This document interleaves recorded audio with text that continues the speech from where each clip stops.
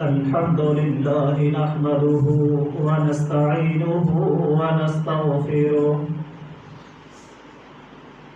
ونعوذ بالله من شرور أنفسنا ومن سيئات أعمالنا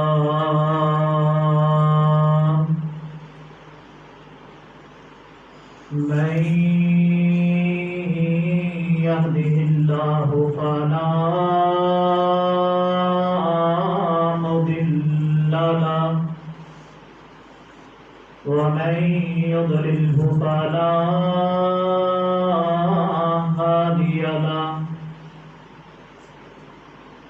أشهد أن لا إله إلا الله وحده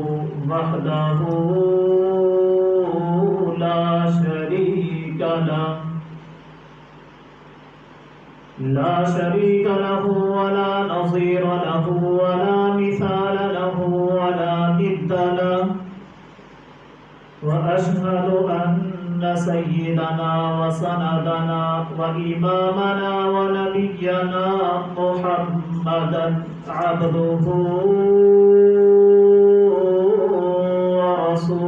ورسوله أرسله بالحق بشيرا ونذيرا وداعيا إلى الله بإذنه وسراجا منيرا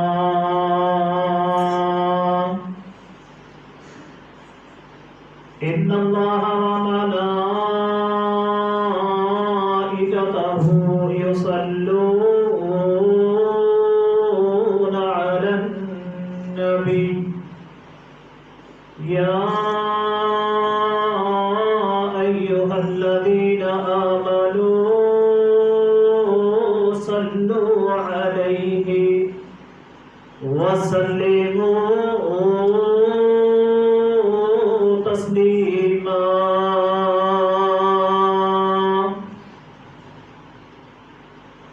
اللهم صل على محمد وعلى آل محمد كما صليت على إبراهيم وعلى آل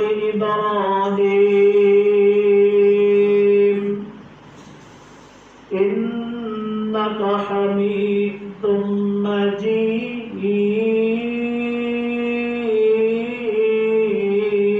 مجيد اللهم بارك على محمد وعلى آل محمد كما باركت على إبراهيم وعلى آل إبراهيم إنك حميد مجيد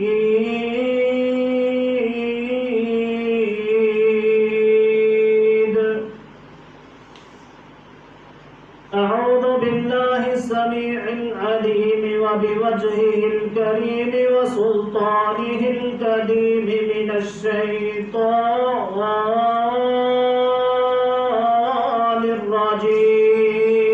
الرجيم من همزه ونفخه ونفاثه بسم الله الرحمن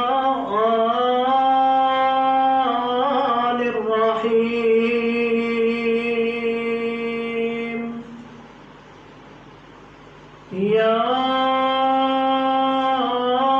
أيها الذين آمنوا كتب عليكم الصيام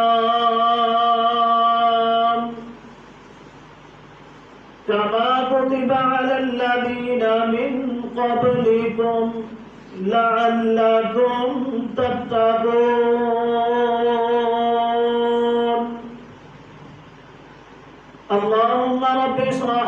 صدري ويسر لي أمري واحلل عقدة من لساني يفقهوا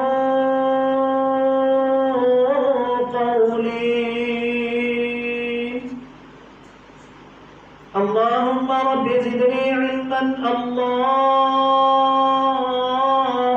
رب زدني فهما،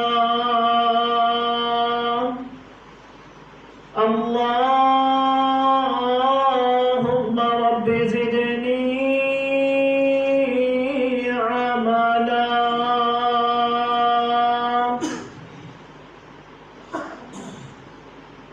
ہر قسم کی حمد و ثنا، تسبیحات، تحلیلات، توحیدات،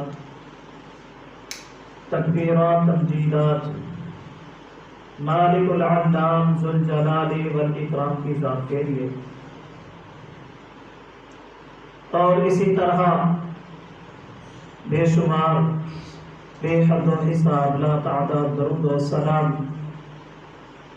امام الانبیاء، سید الانبیاء، اعظم الانبیاء، اجمل الانبیاء، احسن الانبیاء محمد رسول اللہ صلی اللہ علیہ وآلہ وسلم کی ذات اقدس کے لیے.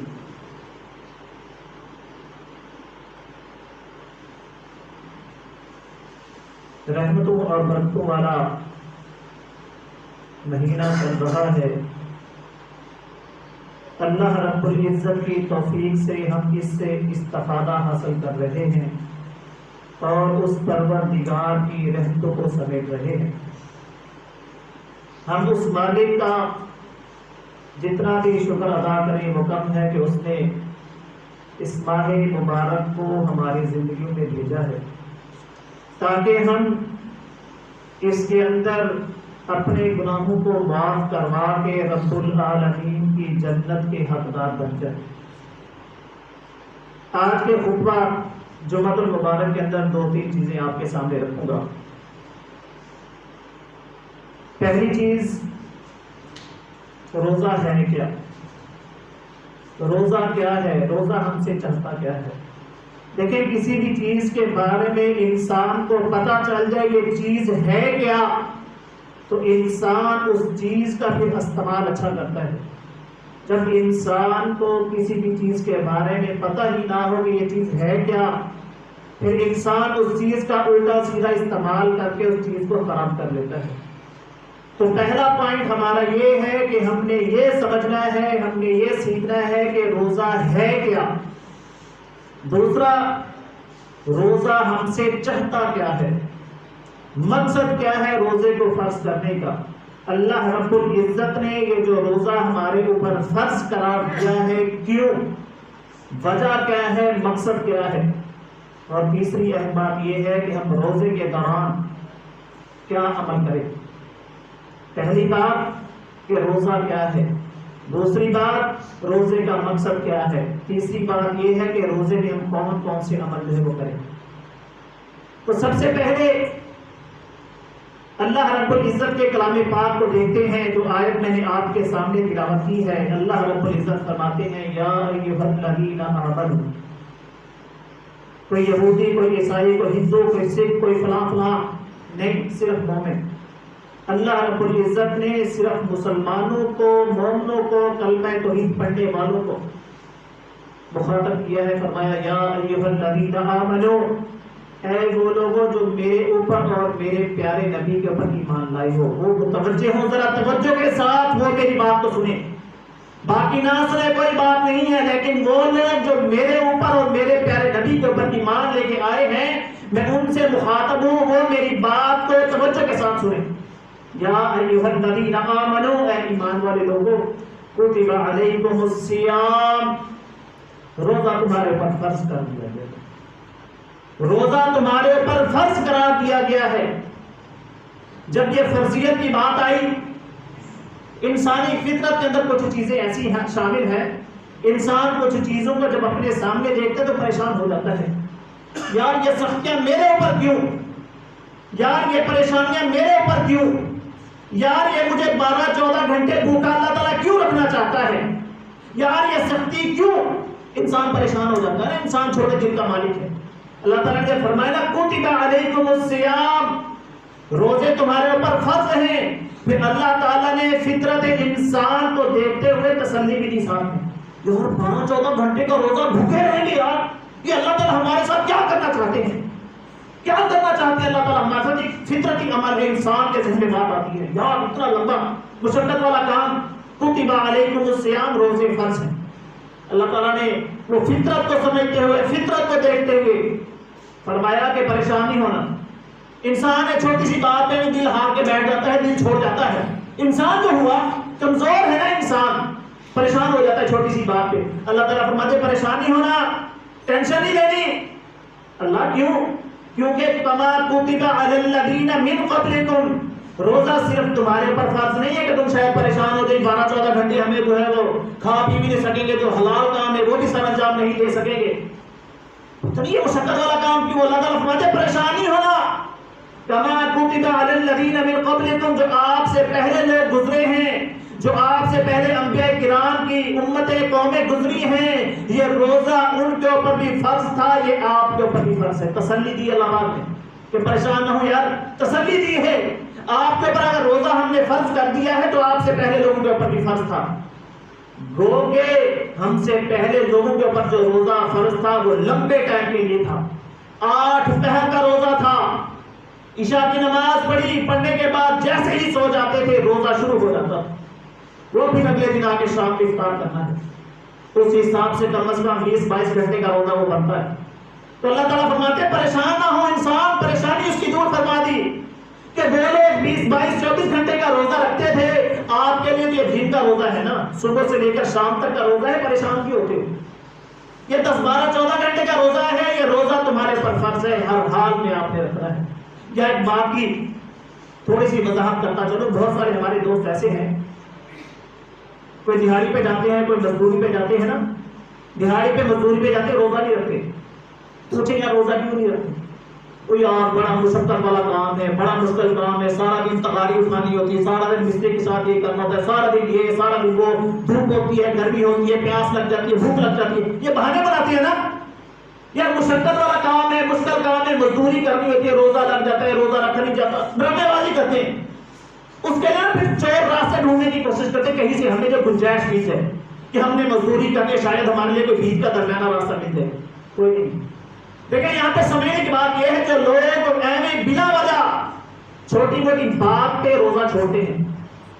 جب اللہ رب العزت نے بات توجہ کی ہے، جب اللہ رب العزت نے انسان کو پیدا کیا، اللہ رب العزت نے جب انسان کو پیدا کیا، پیدا کرنے کے بعد اللہ تعالیٰ نے جب روزے کو فرض قرار دیا، جب اللہ تعالیٰ نے روزے کو فرض قرار دیا کہ اللہ تعالیٰ کو کوئی نہیں پتا یار میرے بندوں نے مزدوری بھی کرنی ہے، سارے میرے بندے امیر تو نہیں ہوں گے نا، کچھ غریب بھی ہوں گے جنہوں نے دہاڑی بھی لگانی ہوگی، جنہوں نے پھیری بھی لگانی ہوگی، جنہوں نے ہوکا بھی لگانا ہوگا، جنہوں نے ڈرائیوری بھی کرنی ہوگی، جنہوں نے کلینڈری بھی کرنی ہوگی، کس کی مزدور یہ کہ اللہ تعالیٰ کو کہیں نہیں پتا ہے، اللہ تعالیٰ کو بھی پتا تھا، لیکن اللہ تعالیٰ نے روزے آپ کے فرض قرار دیے ہیں، پلاننگ کرنا آپ کا کام تھا کہ 11 مہینے جو آپ کو دیے ہیں، کیا آپ نے 11 مہینے میں کوئی ایسی پلاننگ کی ہے، کوئی ایسا اپنا بجٹ بنایا ہے کہ یار ہر مہینے 1000 2000 3000 میں اس کو بچا کے رکھوں تاکہ وہ جو ایک مہینہ آنے والا ہے مجھ سے مشقت والے کام نہیں ہوتے، مجھ سے مزدوری والے کام نہیں ہوتے، لہٰذا میں سکون سے رب العالمین کے گھر میں بیٹھوں گا، عبادت کروں گا، وہ جو جمع ہوتی ہوں گی کھا کے گزارا کروں۔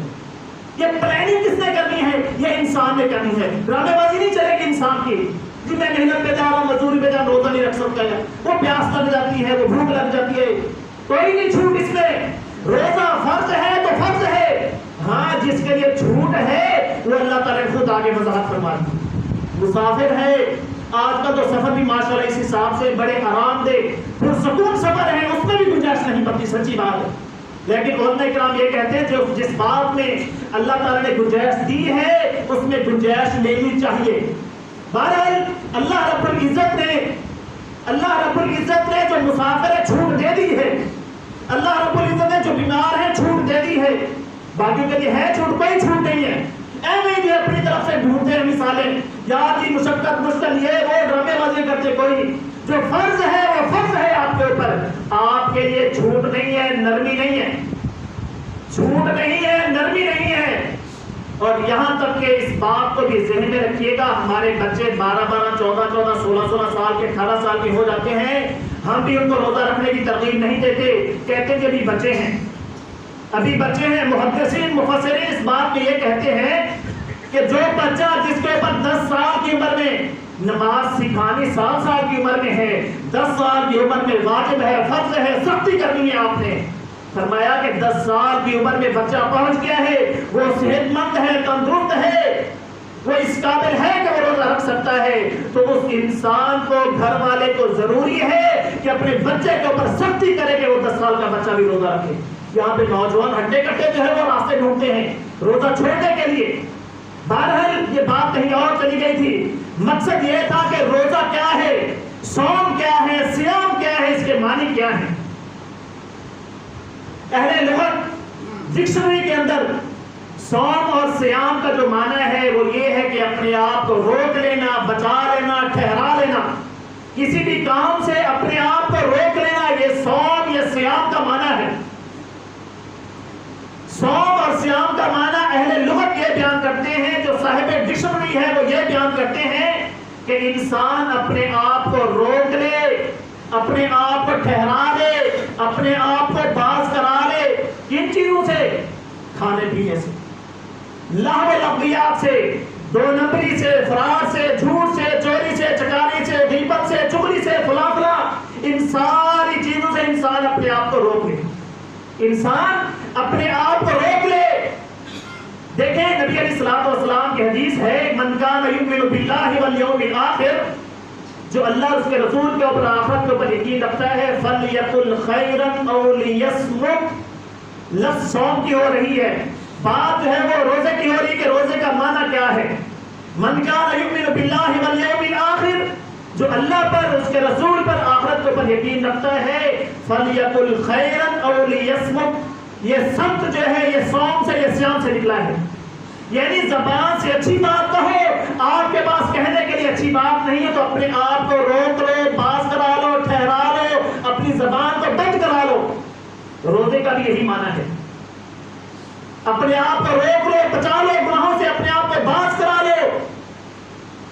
اس کی ایک اور مثال قرآن پاک سے آپ کے سامنے رکھتا ہوں. مریم علیہ السلام، عیسیٰ علیہ السلام کی پیدائش ہوئی، بغیر والد کے ہوئی. یہ بھی ایک اللہ رب العزت کی طرف سے ایک معجزہ تھا. جب بچہ پیدا ہوا تو مریم علیہ السلام بڑی پریشان، اللہ یہ کیسے ہو جائے؟ ہو گیا، اللہ ہو گیا ہے، اب اپنی قوم کو، قبیلے کو، گاؤں والوں کو، محلے والوں کو جا کے کیا منہ دکھاؤں؟ لوگ باتیں کریں گے.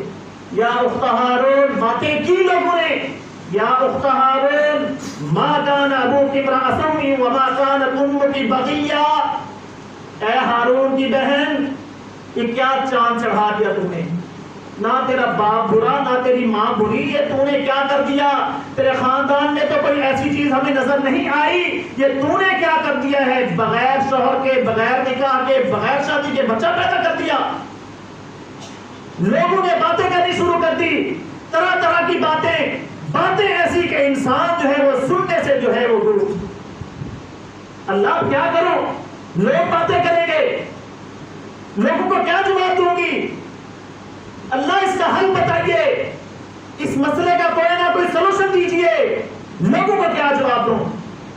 اللہ رب العزت نے مریم علیہ السلام سے فرمایا کہ جب لوگ آپ سے استفسار کریں، سوال کریں یہ بچہ کہاں سے پیدا ہو گیا ہے، آپ نے ایک ہی جواب دینا ہے. آپ نے ایک ہی جواب دینا ہے. وہ جواب سنیے گا. بات ہو رہی ہے صوم کی، صیام کی، یعنی روزے کے معنی عربی میں روزے کو صوم اور صیام کہتے ہیں. بات اس کے معنی کی ہو رہی ہے. اللہ کیا کروں؟ اس کا حل بتائیے. اللہ رب العزت نے حضرت مریم کو اس کا حل بتایا. مریم آپ نے بولنا نہیں ہے. انی نذرت للرحمن صوما، لفظ آ گیا ہے صوم. مریم آپ نے خاموشی اختیار کرنی ہے. یہاں پہ لفظ جو ہے صوم آیا ہے، اپنے آپ کو روکنا ہے، اپنی زبان کو باز کرانا ہے، اپنی زبان کو بند کرنا ہے. آپ نے نہیں بولنا انی نذرت للرحمن صوما. آپ نے جب آپ سے کوئی سوال کرے، کوئی جب آپ سے استفسار کرے، جب کوئی آپ سے اس بچے کے بارے میں سوال و جواب کرنے کی کوشش کرے تو آپ نے یہ کہنا ہے انی نذرت للرحمن صوما، اور میں نے خاموشی کا روزہ رکھا ہے، میں نے خاموشی کا روزہ رکھا ہے، میں نہیں بولوں گی، میں نے اپنے آپ کو چپ کرا لیا ہے، میں نے اپنے آپ کو ٹھہرا لیا ہے، میں نے اپنے آپ کو روک لیا ہے۔ یعنی ساری باتوں سے، سارے جو جائز امور ہیں ان سے بھی آپ نے اپنے آپ کو روکنا ہی یہ روزہ ہے۔ یہ نہیں ہے کہ آپ نے صرف کھانا پینا چھوڑ دیا، باقی آپ نے کچھ نہیں چھوڑا۔ دنیا جہان کی جو ہے بکواس آپ کر رہے ہیں، دنیا جہان کا گند آپ منہ سے بک رہے ہیں۔ بعض نوجوان ایسے ہیں یقین کریں، روزے میں ٹائم پاس کرنے کے لیے نا موبائلوں کے اندر گانے بھر لیے، فلمیں بھر لیے، ڈرامے بھر لیے، چلو ٹائم اچھا پاس ہو جائے۔ یہ کوئی روزہ نہیں ہے، یہ صرف آپ اپنے آپ کو دھوکہ دے رہے ہیں۔ رب العالمین کو آپ کے روزے کی بالکل بھی ضرورت نہیں ہے۔ نبی علیہ السلام نے فرمایا نا من لم يدع قول الزور والعمل به فليس لله حاجة ان يدع طعامه وشرابه۔ یہ جو برے کام نہیں چھوڑتے نا، اپنی روٹین کے کام کرتے، صرف کھانا پینا نہیں، باقی معاملات بھی نہیں چھوڑتے، نبی علیہ السلام نے فرمایا ٹھیک ہے رہے بھوکا پیاسا، اللہ تعالیٰ کو کوئی ان کی ضرورت نہیں کہ بھوکا پیاسا رہے، بھلے یہ 24 گھنٹے کا بھی روزہ رکھ لینا، اللہ تعالیٰ کو ان کے بھوکے اور پیاسے رہنے کی ضرورت نہیں ہے۔ فرمایا صوم کا مطلب ہے ہر اس عمل سے اپنے آپ کو منع کرنا ہے جس سے اللہ اور اس کے رسول نے منع فرماتے ہیں۔ یہ روزے کا معنی ہے۔ اگر آپ کہنا کہ صرف کھانا پینا منع ہے، باقی جو ہے وہ بازاری معاملات سارے ویسے کے ویسے روٹین سے چلتے ہیں، پھر آپ کے روزے کا فائدہ کوئی نہیں۔ روزے میں اپنے آپ کو ہر جائز اور ناجائز معاملات سے روکنا ہے جس سے اللہ اور اس کے رسول نے آپ کو روک دیا ہے۔ یہ روزے کا چھوٹا سا ایک معنی اور مفہوم میں نے آپ کے سامنے رکھا ہے۔ اب دوسری بات، میں نے 3 باتیں عرض کی تھی کہ 3 باتیں آج کے جمعہ میں بیان ہوگی۔ پہلا روزے کا معنی کیا ہے، اس کا مفہوم کیا ہے، دوسرا اس کا مقصد کیا ہے، مقصد کیا ہے، اور تیسرا یہ ہے کہ کون سے اعمال جو روزے کے اندر کیے جاتے ہیں۔ مقصد کی بات کرتے ہیں، اللہ رب العزت نے فرمایا یا ایھا الذین آمنوا کتب علیکم الصیام کما کتب علی الذین من قبلکم لعلکم تتقون۔ تقویٰ ہے پرہیزگاری، تقویٰ ہے پرہیزگاری مقصد ہے، اور اس کے علاوہ کوئی دوسرا تیسرا مقصد نہیں ہے۔ یعنی آپ 11 مہینے میں آپ نے جو طوفان بدتمیزی برپا کیا ہوا ہے اس سے اپنے آپ کو بچانا ہے، اللہ تعالیٰ اس سے آپ کو روکنا چاہتے ہیں، یہ مقصد ہے۔ دیکھیں چھوٹی سی مثال آپ کے سامنے بیان کرتا ہوں۔ ٹیکنالوجی کا دور ہے، ٹیکنالوجی کا دور ہے، آپ ایک کمپیوٹر کی، ایک لیپ ٹاپ کی جو مشین کی صورت میں اس کی مثال لے لیں۔ آپ نے مشین لے لی ہے، آپ نے کمپیوٹر کے لیپ ٹاپ آپ نے لے لیا ہے، لے تو لیا آپ نے، مقصد پتہ نہیں ہے کہ کس مقصد کے لیے، کس پرپس کے لیے میں نے اس کو استعمال کرنا ہے۔ جب آپ کے ذہن میں مقصد نہیں ہوگا، پرپس نہیں ہوگا، جب آپ اس کو استعمال کریں گے بیڑے غرق کریں گے نا اس کا۔ آپ نے کمپیوٹر لے لیا، لیپ ٹاپ لے لیا ہے، آپ کو استعمال کرنے کا پتہ نہیں ہے، آپ جو ہے وہ ڈرائیور بن گئے ہیں کمپیوٹر چلانے کے، یا تو اس کی ونڈو اڑائیں گے، ونڈو کرپٹ کریں گے، وائرس آ جائے گا، سسٹم ہینگ ہو جائے گا، ایکسٹرا جو بھی چیزیں ہو جائیں گی تو آپ اس سسٹم کو تباہ کر دیں گے۔ یعنی آپ کو پتہ ہی نہیں ہے میں نے اس کو چلانا کیسے ہے، میں نے اس کو آگے لے کے کیسے چلنا ہے، جب آپ اس کا غلط استعمال کریں گے آپ نقصان کر بیٹھیں گے۔ تو یعنی روزہ بھی یہی ہے، آپ جب اس کا مقصد پورا نہیں کریں گے روزے کا، جو روزے کا مقصد اللہ اس کے رسول نے ہمیں بتلایا ہے، تو ہم روزے اپنا خراب کر بیٹھیں گے، روزے کا مقصد ہم ختم کر بیٹھیں گے۔ اب دیکھیں چھوٹی سی مثال پھر آپ کے سامنے ہے کہ ماشاءاللہ 100 کی تعداد سے یہاں پہ آئے ہیں لوگ، مقصد کیا لے کے آئے ہیں، مقصد کیا لے کے آئے ہیں کہ چلتے ہیں بس ٹائم پاس کر کے آتے ہیں، مقصد یہ لے کے آئے ہیں جا کے جمعہ تو مبارک ادا کرتے ہیں، جو نماز ہے وہ پڑھتے ہیں، رب العالمین کی ذات کو راضی کرتے ہیں، یہ مقصد لے کے آئے ہیں۔ یعنی آپ کے پاس مقصد جب نہیں ہے کسی بھی کام کا تو آپ کا وہ کام ہی فضول ہے، کسی کھاتے کا آپ کا کام نہیں ہے۔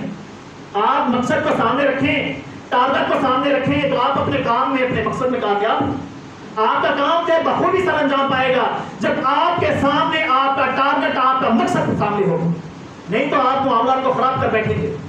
آپ نے ٹارگٹ یہ بنانا ہے کہ اس روزے کے اندر میں نے کوئی الٹے سیدھے معاملات نہیں کرنے، میں نے صرف نیکی والے معاملات کرنے ہیں، رب کی رضا والے معاملات کرنے ہیں، میں نے اس کے علاوہ جو ہے رب کی ناراضگی والے، رب کے نبی کی ناراضگی والے معاملات میں نے نہیں کرنے۔ مقصد سمجھ آ گیا، آپ جو ہے وہ کامیاب ہیں، آپ کا العالمین کی بارگاہ میں کامیاب ہوں۔ اگر آپ نے مقصد سے ہٹ کے کام کیے، مقصد کو آپ نے پسے پش ڈال دیا، مقصد سے آپ پیچھے ہٹ گئے، آپ کا روزہ جو ہے وہ قابل قبول نہیں ہے۔ بات بھی وہی آ گئی ہے، من لم يدع قول الزور والعمل به فليس لله حاجة ان يدع طعامه وشرابه۔ نہ چھوڑے برے کام، نہ چھوڑے آپ جو ہے الٹے سیدھے معاملہ جو عام روٹین میں کرتے ہیں، نہ چھوڑے تو پھر آپ کو سوائے بھوک اور پیاس کے کچھ نہیں ملے گا۔ اجر کی امید رب العالمین کی ذات سے مت رکھیں۔ آپ اپنے آپ کو تھکانے کے علاوہ کچھ حاصل نہیں کر سکیں گے، آپ اپنے آپ کو بھوکا پیاسا رکھنے کے علاوہ کچھ بھی حاصل نہیں کر سکیں گے۔ آپ اگر روزہ رکھتے ہیں، شریعت کے مطابق روزہ رکھتے ہیں، دین اور اسلام کے مطابق اگر آپ روزہ رکھتے ہیں تو آپ کے روزے کے متعلق حدیث قدسی کیا ہے؟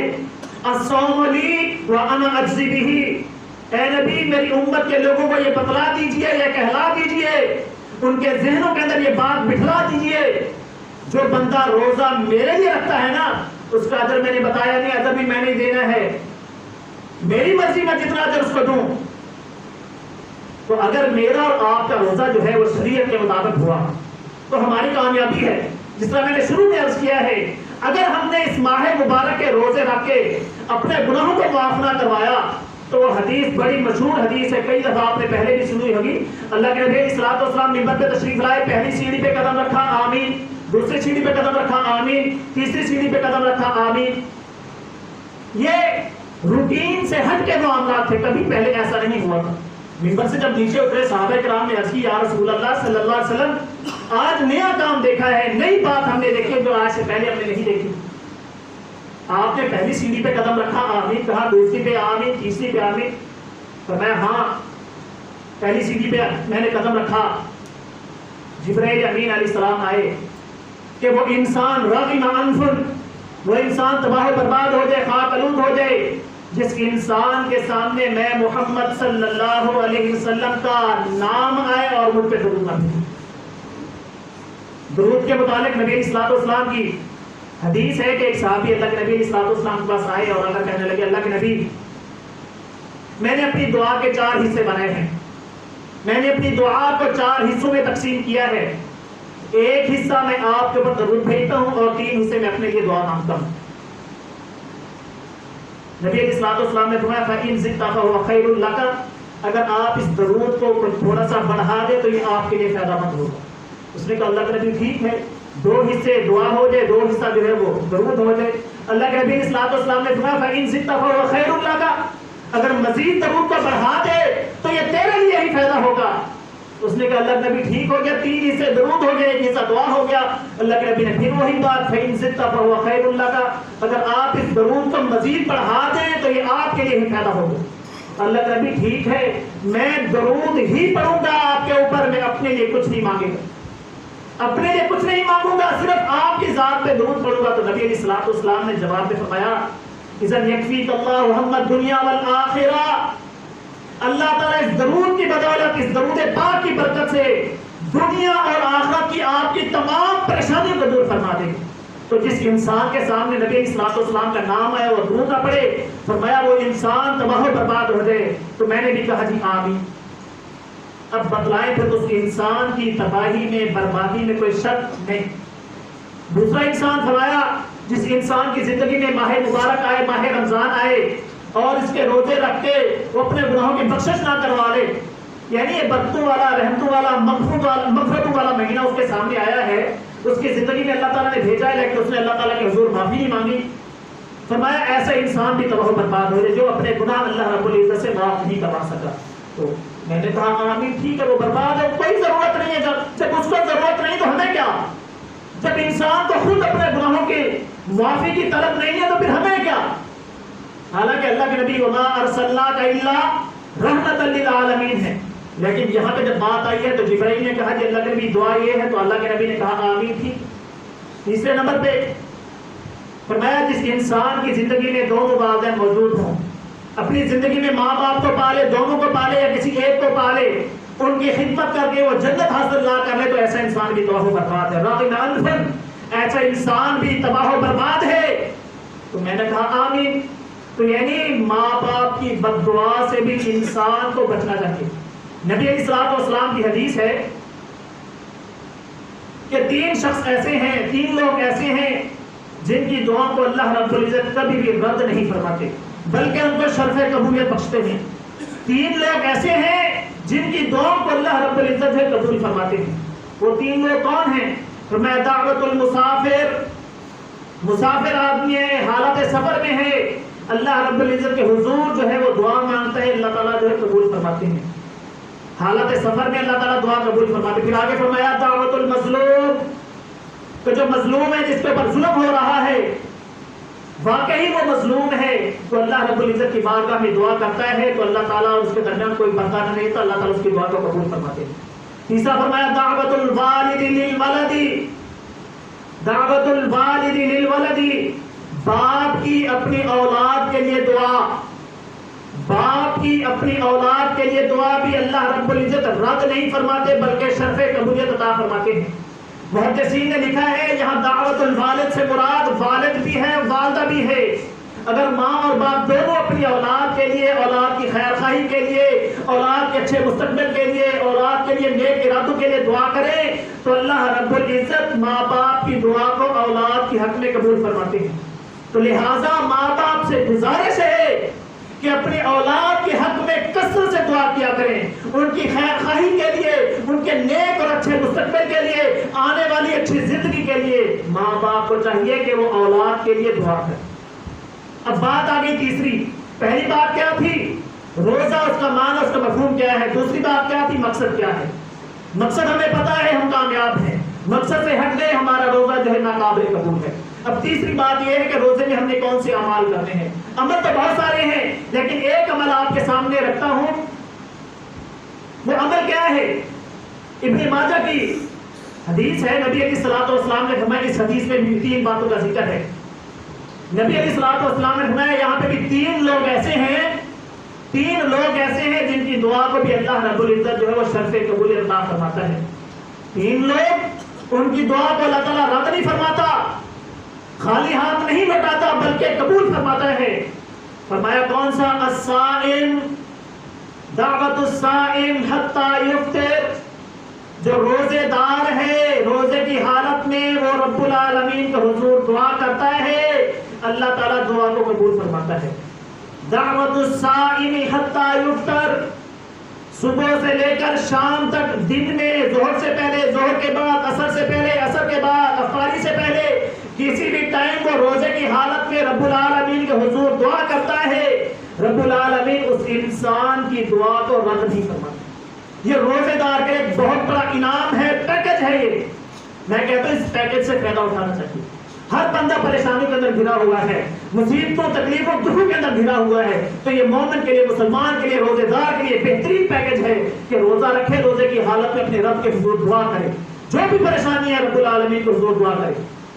فرمایا دعوت المسافر حتی یفطر، کہ جو دعوت الصائم، جو روزے دار ہے، روزے کی حالت میں دعا کرے، اللہ تعالیٰ قبول فرمائے گا. پھر آگے وہی 2 وہی ہیں، مسافر اور مظلوم. تو اس حدیث میں بات روزے دار کی ہے. روزے دار کے لیے بہترین موقع ہے، بہترین وقت ہے کہ روزے کی حالت میں رب العالمین کو حضور دعا مانگے. پھر انسان ہے، جس طرح میں نے شروع میں بات عرض کی، انسان ہے، دل کا چھوٹا ہے، دل کا چھوٹا ہے، ہمت جلدی ہار جاتا ہے، ہمت جلدی ہار جاتا ہے. بعض دفعہ ہوتا یہ ہے کہ انسان دعا کرتا ہے رب العالمین کے حضور، انسان کی دعا قبول کیوں؟ دعا تو کرتا ہے انسان، قبول نہیں ہوتی. قبول نہ ہونے کی بھی وجوہات ہو سکتی ہیں، قبول نہ ہونے کی بھی وجوہات ہو سکتی ہیں. مثال کے طور پہ چھوٹی سی مثال آپ کے سامنے ہے.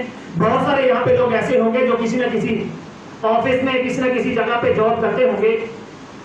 کیا مجھے یہ بتائیں جب آپ نے اپنے صاحب سے، اپنے باس سے، اپنے بڑے سے چھٹی لینی ہے، کیا کہتے ہیں اس کو جا کے؟ اوے مجھے چھٹی دے، میں نے کل آفس نہیں آنا، مجھے چھٹی دے.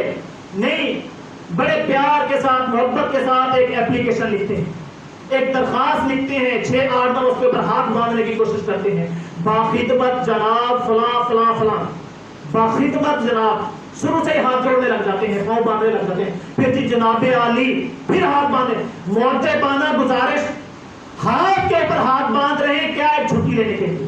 اگر آپ نے یہ طریقہ اپنایا آپ کو چھٹی مل جائے گی, آپ کی اپلیکیشن قبول ہو جائے گی. اگر جا کے کہیں ڈائریکٹلی اوے صاحب مجھے چھٹی ہے میں نے کل نہیں آنا, تو کہے گا ایک دفعہ دے یہاں سے ماروں گا پکڑ کے, ہو سکتا ہے وہ آپ کو 2-4 لگا بھی دے. یعنی آپ کی اور میری دعا قبول نہ ہونے کی وجوہات بھی ہو سکتی ہیں. ایک تو وجہ یہ بھی کہ جلد بازی بھی, ہم جلد باز بڑے ہیں, دل کے چھوٹے ہیں کہ ہم منہ سے نکالے فوراً قبول ہو جائے. بعض دفعہ ایسا ہو بھی جاتا ہے, بعض دفعہ نہیں بھی ہوتا. دعا کرنے کے بعد آپ انتظار کریں. نبی علیہ الصلوۃ والسلام کی حدیث ہے, نبی علیہ الصلوۃ والسلام نے فرمایا کہ جب میرا بندہ مجھ سے دعا کرتا ہے میں اس کو خالی ہاتھ لڑاؤں مجھے شرم آتی ہے. تو کون فرما رہے ہیں؟ اللہ رب العزت, کہ میرا بندہ جب مجھ سے دعا کرے میں خالی ہاتھ لوٹا دوں مجھے جو ہے وہ شرم آتی ہے. پھر آگے نبی علیہ الصلوۃ والسلام نے فرمایا کہ اللہ رب العزت فرماتے ہیں کہ بندے کو دعا کے بعد انتظار کرنا چاہیے. دعا کے بعد انتظار کریں, آپ کی دعا کو اللہ تعالیٰ جو ہے وہ شرف قبولیت عطا فرمائیں گے. وہ 2-3 طریقے ہیں جس حساب سے آپ کی دعا قبول ہوگی. پہلا طریقہ یہ ہے کہ ممکن ہے آپ نے منہ سے دعا نکالی ہے آپ کی دعا فوراً قبول ہو جائے. دوسرا طریقہ یہ ہے دعا قبول ہونے کا, آپ کو کوئی پریشانی آنے والی تھی, کوئی مصیبت آنے والی تھی, آپ کے ساتھ کوئی حادثہ پیش آنے والا تھا, آپ کا کوئی ایکسیڈنٹ ہونے والا تھا, اس دعا کی بدولت اللہ تعالیٰ نے وہ معاملہ ٹال دی. یہ بھی ہے. تیسرا یہ ہے کہ دنیا میں آپ کی جو دعائیں قبول نہیں ہوتی, دنیا میں جو آپ کی دعائیں قبول نہیں ہوتی, اس کی ایک وجہ یہ بھی ہے کہ اللہ رب العزت آپ کی دعاؤں کو کل قیامت والے دن کے لیے ذخیرہ بنا دے. وہاں پہ جمع ہوتی رہیں گی. انسان کو ان دعاؤں کا اجر اور ثواب جو کل قیامت والے دن ملے گا. انسان کو ان دعاؤں کا اجر جو ہے کل قیامت والے دن ملے گا. دوستوں سے گزارش ہے تھوڑے تھوڑے آگے آ جائیں گے, آگے جگہ خالی ہے, پیچھے لوگ جو کھڑے ہیں یہ دروازے سے بھی تھوڑے سے آگے آ جائیں, تھوڑے سے آگے ہوتے ہیں, آپ لوگ بھی آگے ہوتے ہیں تاکہ جو پیچھے بہر کھڑے اس کے لیے پریشانی نہ ہو.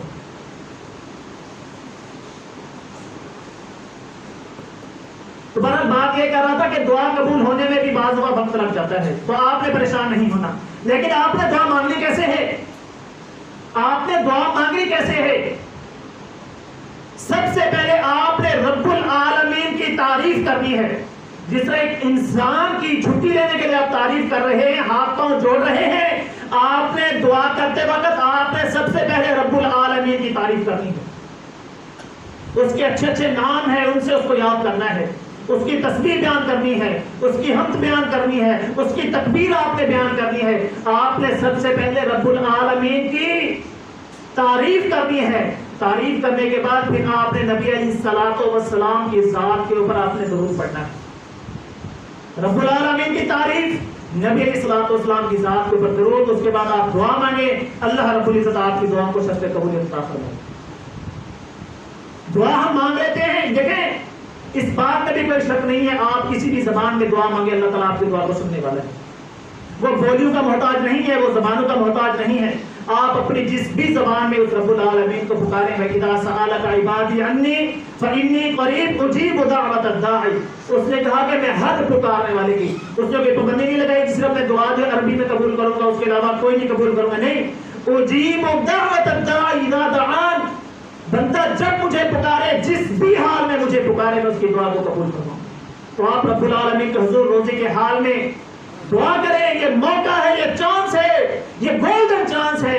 یہ ماہ مبارک پھر پتہ نہیں, دیکھیں ماہ مبارک اگلا تو بڑی دور کی بات ہے, یہ جو باقی 18-19 دن باقی ہے, پتہ نہیں یہ بھی ہمیں نصیب ہوتے کہ نہیں ہوتے, پتہ نہیں مسجد سے باہر جانا بھی نصیب ہوتا ہے کہ نہیں ہوتا. یہ مواقع ہیں, موقع نہیں مواقع ہیں, یہ اپنے گناہوں کا بخشانے کے, رب العالمین کے حضور دعائیں مانگنے کے, اپنی تنگیوں کو, پریشانیوں کو, بیماریوں کو, دکھوں کو, تکلیفوں کو دور کروانے کے لیے آپ کے پاس مواقع ہیں. ان مواقعوں سے جو فائدہ اٹھا لیں. اللہ رب العزت سے دعا ہے اللہ رب العزت ہمیں جو سنا اور سنا ہے اس کے مطابق عمل کرنے کی توفیق عطا فرمائے. اللهم ارنا الحق حقا وارزقنا اتباعه وارنا الباطل باطلا وارزقنا اجتنابه. واخر دعوانا الحمد لله رب العالمين.